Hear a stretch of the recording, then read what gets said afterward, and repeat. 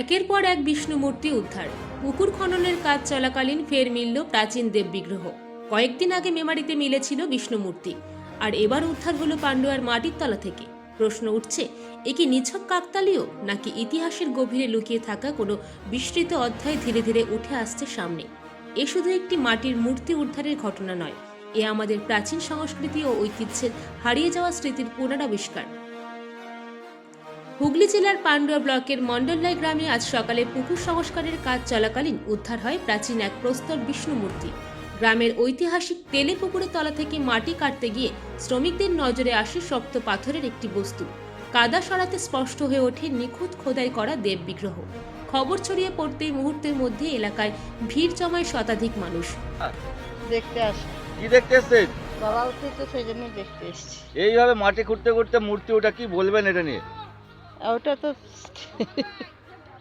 হ্যাঁ, মাটি করতে করতে উঠেছে, খবর দেখে পরে এলাম দেখতে বাবা। কোথা থেকে আসছেন? আমরা জামগ্রাম থেকে আসছি। কি নাম আপনার? আমার নাম বনানী সরকার। মূর্তিটির কারুকার্য, গঠনশৈলী এবং পাথরের প্রকৃতি দেখে স্থানীয়দের একাংশের অনুমান এটি সম্ভবত পাল বা সেন যুগে, যা প্রায় 8 থেকে 1200 শতক আগের নিদর্শন। সেই সময় বাংলায় বৈষ্ণব ও বৌদ্ধ শিল্পের ব্যাপক প্রসার ঘটেছিল এবং বহু মন্দির, বিগ্রহ ও ধর্মীয় স্থাপনা গড়ে উঠেছিল এই অঞ্চলে। এখানে ঠাকুর পুজো হয় অনেক দিন থেকেই পুজো হয়। ঠাকুর একটা এসেছেন, ওই মাটি জেসিপি মাটিতে কাটা হচ্ছিল, একটা ভগবান বিষ্ণু এসেছেন, আমরা সেটা এখানে রেখেছি। এ মণ্ডলাই গ্রাম একটা বহু প্রাচীন যুগ থেকেই মণ্ডলাই গ্রামের একটা ঐতিহ্য আছে। এর একটা তাৎপর্যপূর্ণ ব্যাখ্যা কি দেব, এর কিছু নেই। মা পথের মা ওখানে রয়েছেন, দেখতে পাচ্ছেন তো। মণ্ডলাই গ্রাম সিদ্ধ একটা পীঠ, সিদ্ধপীঠ আমি বলবো, এটা মণ্ডলাই গ্রাম একটা সিদ্ধপীঠ, তারই আর একটা সূচনা তৈরি হলো। এই এছাড়া আর কিছু বলার নেই।